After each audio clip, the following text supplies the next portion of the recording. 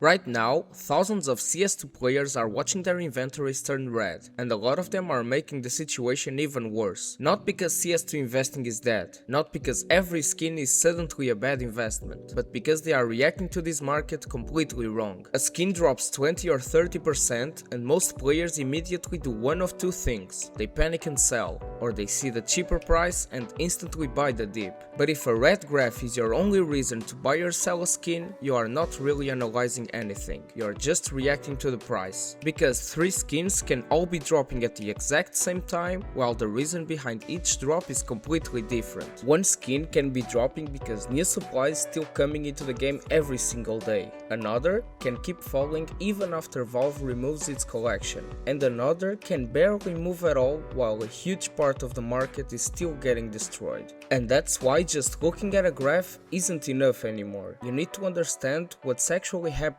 behind it: supply, demand, listings, how easily the skin actually sells, and most importantly, what actually changed. Because the players handling this market the best right now are not selling anything, and they are definitely not buying every dip either. They are doing something way smarter, so let me show you what I mean. Let's start with the M4A4 Falak. This skin was added with the new Arabesque collection in July, and at the time of recording, a field-tested Falak is sitting at around 22 euros. Around 2 weeks ago, it was closer to 30 euros, so this skin has lost roughly another 30% in a very short amount of time. And this is exactly where buying the dip can be dangerous. You look at the graph and you think, same skin, 30% cheaper, surely this is a better buy now. But there is one massive problem.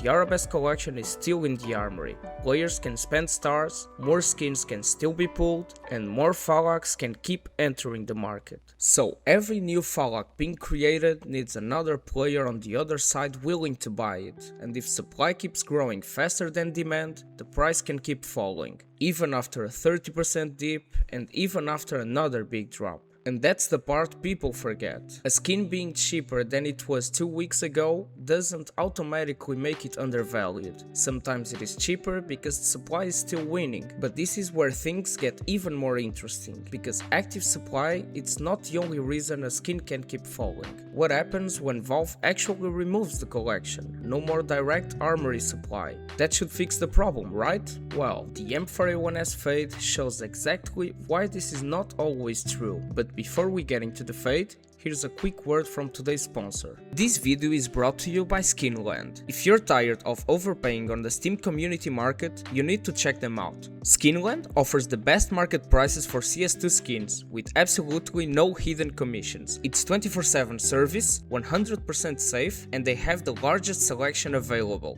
And for selling, they offer instant payouts. You don't have to wait for the Steam trade window to clear. Your money arrives immediately, so you can reinvest it right away. They are also the official partner of Team Vitality. The best really do work with the best, and even Vitality chooses SkinLand. Make sure to use code Tariz to get up to $10 when selling your skins. The link is in the description.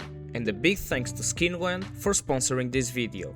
So, the M4A1S fade. This is where the usual CS2 investing logic starts to fall apart. On July 8th, Valve removed the Sport and Field collection from the armory. So unlike the Falak, the direct armory supply stopped. And normally, this sounds perfect. Collection removed, no more armory drops, limited supply, prices go up. Except, that's not what happened. The M4A1S fade is still down around 23% over the last month, because removing a collection does not delete all the skins that were already pulled. There is still a huge amount of existing supply, trade-up supply, and investors who bought before the removal thinking it would go up. Removal matters. But removed doesn't mean instant profit. And then we have the AVP Asimov. A field-tested Asimov is sitting at around 93 euros, and over the last 30 days it is only down around 4%. Compare that to the Falak dropping roughly 30% in around 2 weeks, or the Fade losing more than 20%. It's the same market but completely different graphs. The Asimov has been around for more than a decade now. It has real play skin demand, a strong market, and very high liquidity. But that doesn't mean you should go buy Asimovs. It means that even in a weak market, some skins are clearly holding much better than others. and that shows there is still a strong demand for the Asimov. And this is what I'm looking at right now: supply, demand, liquidity, and most importantly, what actually changed. The fallout is falling while fresh supply can still enter the market. The fade was removed, but all of the existing supply didn't magically disappear. And the Asimov shows what strong demand can look like in the exact same market. A red graph tells you what happened, it doesn't tell you why it happened, and that's the difference. So, should you sell everything? No. But should you buy every skin just because it is 20 or 30% cheaper? Also no. Sometimes a red graph means supply is still winning, sometimes the market expected too much, and sometimes a good skin really is becoming cheaper. Your job is figuring out which one are you looking at. CS2 investing is not dead, but blindly buying every dip probably does not work anymore. The opportunities are still here, you just need a better reason to buy than just a red graph. So now I'm curious, out of these three, which one would you rather own right now? The Falak, the Fade, or the Asimov? Let me know in the comments. And if you enjoyed this video, I'll leave 2 more on the screen right now. And that's it for today's video, guys. If you enjoyed it, make sure to leave a like, subscribe, and I'll see you guys in the next one. Peace.